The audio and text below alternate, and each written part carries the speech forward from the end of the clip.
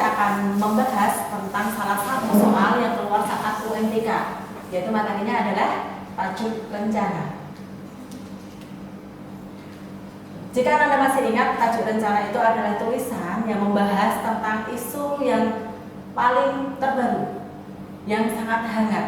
Strukturnya, Ibu yakin Anda masih ingat. Yang pertama, ada pengenalan isu, pengungkapan opini atau argumen yang disertai dengan fakta-fakta. Yang terakhir, ada penegasan ulang. Nah, dalam tajuk rencana tidak bisa lepas dari opini dan fakta. Ibu akan membahas lagi tentang pernyataan yang mengungkapkan itu fakta dan opini. Yang pertama, fakta. Anda tahu, layar di sebelah sini berwarna hitam. Tidak ada yang mengelak. Ini hitam.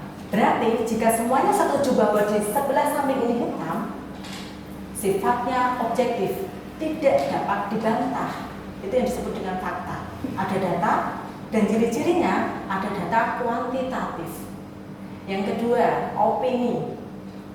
Ketika Ibu menyebutkan bahwa SMA Muhammadiyah 1 Yogyakarta adalah sekolah yang sangat terkenal, itu menurut Ibu Ari. Tetapi menurut Ananda biasa aja Bu, misalnya. Atau malah, tidak hanya terkenal Bu, sangat terkenal baik dalam maupun luar negeri. Nah, itu bisa dibantah. Itu yang disebut dengan pernyataan opini, bukan kalimat opini ya, tetapi pernyataan opini. Kemudian dalam soal UMTK, jika Anda dihadapi dengan pertanyaan di manakah pernyataan yang mengungkapkan opini atau fakta, Anda cek saja di sini. Bonus sebenarnya karena itu saking mudah. Yang pertama, Anda baca teksnya, kemudian Anda cermati satu kalimat per kalimat di manakah kalimat yang berupa fakta ataupun opini. Yang diminta adalah kalimat yang berupa fakta. Nomor 1, udara yang dihirup makhluk hidup mempunyai kadar oksigen 21%. Saya menulis kalimat ini berdasarkan fakta, berdasarkan data, sehingga muncullah kalimat seperti ini, hasil penelitian. Bandingkan dengan kalimat yang kedua, kadar tersebut harus tetap terpelihara. Yang mengharuskan siapa? Nah, bisa dibantah. Ada kata harus, ada kata syarat, itu subjektivitas, itu pendapat seseorang. Itulah yang disebut dengan opini.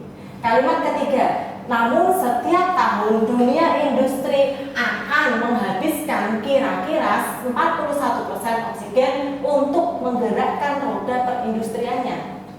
Ada kata akan, belum terjadi. Opini. Kemudian nomor selanjutnya, kalau dituliskan dalam bilangan nyata, oksigen dihabiskan oleh industri kurang lebih 400 ton setiap menit yang akan diambil dari udara tanpa pengembalian. Ada kata apa? Kurang lebih. Itu juga disebut dengan opini. Kalimat yang terakhir, meskipun bilangan itu cukup besar, ya kan? Keadaan itu belum sampai membuat kita sesak napas. Bukan F ya, tapi pakai P ya, barunya napas. Oke, ada kata cukup besar, ada kata subjektivitas. Itu ciri-ciri dari opini. Karena opini itu dapat diukur, sangat, terlalu, kemudian paling. Nah, itu subjektivitas. Jadi itu jelas opini. Jadi jawabannya yang jelas-jelas itu tidak dapat dibantah, yang jelas-jelas itu hasil dari yang ada di lapangan, hasil dari penelitian, kalimat nomor 1. Itu cara bagaimana membedakan antara fakta dan opini. Kemudian selanjutnya, selain adanya fakta dan opini, kaidah-kaidah dalam teks tajuk rencana itu ada beberapa hal. Yang pertama, kata-kata populer, kata-kata yang sering kita dengar dan tidak asing bagi kita. Yang kedua, ada kalimat kausalitas. Masih ingat ya? Sebab, akibat. Biasanya digunakan sehingga, oleh karena itu, dan sebagainya. Yang ketiga, kalimat retoris. Kalimat pertanyaan yang tidak membutuhkan jawaban. Terakhir, terdapat kata ganti atau pronomina. Ini, itu, dia, dan seterusnya. Lanjut. lanjut. Nah, jenis-jenis opini dalam teks tajuk rencana itu juga ada beberapa hal. Ada beberapa macam. Yang pertama berupa kritik, menilai, berupa penilaian, ya, memberikan tanggapan, berupa harapan, ada pula berupa saran, dan yang terakhir prediksi. Nanti kita akan lihat yang sering keluar dalam UNBK jenis yang mana. Biasanya adalah jenis saran atau solusi.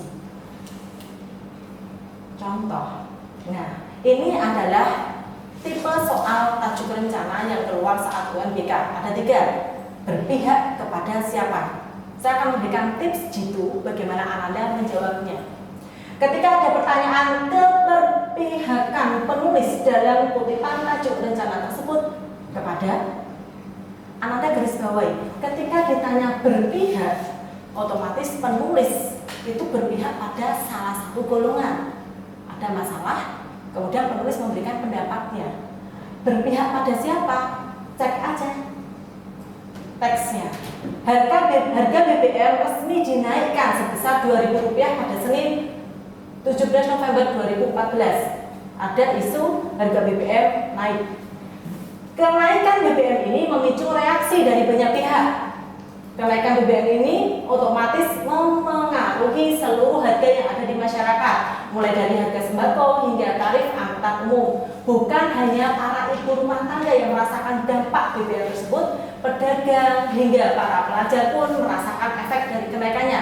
Oh, ternyata yang berdampak siapa? Ibu rumah tangga, pelajar, pedagang, gara-gara isu tadi ya, BBM naik, berdampak pada beberapa golongan. Ibu rumah tangga ini harus pandai-pandai mengatur keuangan keluarga agar tetap cukup hingga akhir bulan dengan kondisi harga yang semakin mencekik, karena semakin naik, semakin mahal apa-apa. Para pelajar pun baik yang menggunakan kendaraan pribadi maupun yang menggunakan angkutan umum untuk ke sekolah harus mulai mengirit uang jajan mereka. Kenaikan BBM memang telah tersebar luas. Hal tersebut membuat masyarakat menjadi resah dan mengambil tindakan dengan cara menaikkan harga sembako. Saat BBM naik, aksi dari mahasiswa pun tak dapat ditahan lagi. Penulis geram nih, saya pengen menulis sebuah tajuk rencana karena dia tahu kondisi di lapangan seperti itu. Harga BBM naik, ada beberapa hal yang terjadi di lapangan, dia nulis berpihak pada siapa? Nah, kita lihat ya, dari awal dia membela siapa? Ibu rumah tangga ini loh, semuanya jadi naik, harganya mencekik, harganya siswa-siswa harus membayar uang transportasi lebih mahal dan sebagainya. Oh, kasihan kepada siapa? Kalau Ananda hanya menjawab pelajar, nanti jawaban ibu rumah tangga itu juga benar. Nah, otomatis pedagang pun juga benar. Kalau pemerintah jelas tidak ya, karena dia menyindir pemerintah yang menaikkan. Nah, yang bisa mewakili ibu rumah tangga, pelajar, dan pedagang adalah masyarakat. Seperti itu cara menjawabnya. Jadi, kalau Ananda ditanya keberpihakan, Ananda itu kasihan pada golongan siapa yang dirugikan karena ada isu ini, ada hal semacam ini. Ya, ini cara pembahasannya, jawabannya berarti di masyarakat. Oke. Kemudian ada lagi. Nah, tipe soal yang kedua tentang opini penulis dalam tajuk rencana adalah, ini biasanya keluar juga karena ada 3 hal ya yang saya sampaikan tadi. Ini juga ada tipsnya. Ketika Ananda ditanya tentang opini penulis, Ananda cek saja di bagian atas. Ananda cek aja, maaf ya, opini penulis itu biasanya ciri-cirinya biasanya berupa saran atau solusi. Tetapi jika tidak ada dalam teks ini, Ananda cari di manakah teks ini yang membuat teks ini ada, itu gara-gara si opininya si penulis. Sekarang Ananda cek, harga BBM resmi dinaikkan sebesar Rp2.000 pada tanggal tersebut. Kenaikan BBM ini memicu dari banyak pihak, sama ya seperti yang tadi. Ada si ibu rumah tangga, kemudian para pelajar, kemudian pedagang. Kenaikan BBM memang telah tersebar luas. Hal tersebut membuat masyarakat menjadi resah dan mengambil tindakan dengan cara menaikkan harga sembako. Saat BBM naik, aksi protes dari mahasiswa pun tidak dapat ditahan lagi. Kutipan ini tidak menunjukkan adanya solusi. Maka caranya adalah Ananda cek teks ini ada karena pernyataan di bagian manakah itu? Yang logis ya, jawabannya mana? Kenaikan BBM memicu keresahan banyak pihak. Betul atau tidak? Kita simpan dulu. Yang B, ibu rumah tangga yang merasakan dampak kenaikan BBM. Jelas salah, karena yang merasakan tidak hanya ibu rumah tangga, tetapi siapa? Siswa, pedagang, mahasiswa, ya kan? Yang C, harga BBM resmi dinaikkan sebesar Rp2.000. Ini fakta. Yang diminta apa? Opini penulis. Yang D, aksi protes dari mahasiswa pun tak dapat ditahan lagi. Fakta. Yang diminta opini, salah lagi. Kenaikan BBM mesti didasari demi kesejahteraan rakyat. Tidak terdapat dalam teks. Berarti jawabannya apa? Oh, yang membuat teks ini ada, ini loh, ada kenaikan BBM memicu keresahan banyak pihak. Memicu, itu baru opini dari si penulis. Kemudian dibuktikan dengan hal-hal yang terjadi di lapangan. Seperti itu. Jadi jawabannya adalah A. Nah, seperti ini ya. Anda ingat, kalau diminta untuk mencari opini penulis adalah, nah, berisi peristiwa yang sedang hangat dibicarakan, berisi ulasan tentang suatu masalah yang dimuat, biasanya berskala nasional, internasional bisa, tetapi ada kaitannya dengan berdampak pada nasional. Ya, dan pastinya subjektif. Subjektif itu bebas. Menurut saya A, tapi menurut Ananda B. Itu yang disebut dengan subjektif.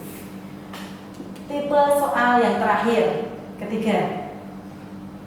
Kalau ditanya tentang pihak yang dituju redaksi dalam tajuk rencana tersebut adalah, Ananda sekarang cek ya. Dalam paragraf ini, Badan Pusat Statistik memasukkan pangan sebagai penentu garis kemiskinan. Oleh karena itu, pemerintah berkepentingan menjaga harga pangan selalu stabil. Ada kata saran. Oleh karena itu, pemerintah berkepentingan menjaga harga pangan selalu stabil. Yang nyuruh siapa? Penulis. Kita cek lagi, program presiden dalam masa jabatan keduanya adalah memasukkan ada cadangan beras 10 juta ton yang harus diusahakan dari produksi dalam negeri. Keuntungan memproduksi sendiri pangan di dalam negeri adalah menghindarkan keuntungan dari impor sehingga Indonesia memiliki ketahanan dan kedaulatan pangan. Nah, disuruh mandiri nih. Siapa yang nyuruh? Penulis. Memproduksi pangan di dalam negeri, memberikan lapangan kerja di desa dan kota melalui kegiatan di ladang hingga industri pengolahan. Kata kuncinya apa? Yang dituju. Otomatis penulis-nulis ini karena ada keadaan yang menggemaskan sehingga dia menulis ini loh biar dibaca sama pemerintah. Ini loh biar dibaca sama masyarakat karena dia gemes dengan keadaan yang membuat di lapangan ramai. Nah, penulisnya memberikan saran kepada siapa tadi? Oleh karena itu, pemerintah berkepentingan menjaga. Siapa yang nyuruh? Penulis. Pemerintah yang disuruh menjaga harga biar stabil. Jawabannya apa? Yang C. Jelas ya? Ketika ditanya dituju, otomatis yang diminta adalah Ananda memberikan saran pada siapa, Ananda menasihati siapa, dan itu sifatnya aplikatif, mudah untuk dilakukan. Nah, ini ya, berarti pembahasannya seperti ini, sama seperti yang saya sampaikan. Pihak yang memberi saran itu adalah redaksi, pihak yang dituju adalah pemerintah. Sarannya adalah tadi agar pemerintah menjaga harga barang, harga pangan selalu stabil. Oke, kita simpulkan bersama-sama Ananda. Tajuk rencana ada 3 tipe soal. Dan itu bonus karena saking mudahnya. Ketika Anda ditanya tentang berpihak kepada siapa, ingat, saya posisinya sebagai penulis, berarti saya kasihan kepada siapa, saya membela pada siapa, saya setuju atau pro pada siapa. Biasanya masyarakat, ya biasanya. Tapi bisa jadi masyarakat ditujukan bisa, ya. Misalnya seperti kasus sekarang, virus corona yang menyebar. Tetapi banyak masyarakat yang masih disuruh lockdown oleh pemerintah, tapi masih saja beraktivitas keluar-keluar yang tidak tentu arahnya. Saya gemes, saya nulis satu rencana, saya tujukan pada pemerintah agar tetap di rumah. Bisa. Nah, pokoknya ini ya, berpihak itu berarti membela siapa? Seperti ini. Ditujukan kepada siapa? Berarti Ananda itu Ya, Ananda itu memberikan saran, memberikan pesan, memberikan masukan kepada siapa dan kontra pada siapa. Ya, biasanya para pemimpin. Tapi saya sampaikan tadi bisa juga masyarakat. Nah, mungkin ini yang dapat saya sampaikan kepada Ananda. Semoga Ananda lebih jelas lagi materinya tentang tajuk rencana. Kita akan bertemu lagi di video yang selanjutnya. Silakan Ananda belajar di ulangi LMS SMA Muhammadiyah 1 di Jakarta. Jaya. Wassalamualaikum warahmatullahi wabarakatuh. Head start.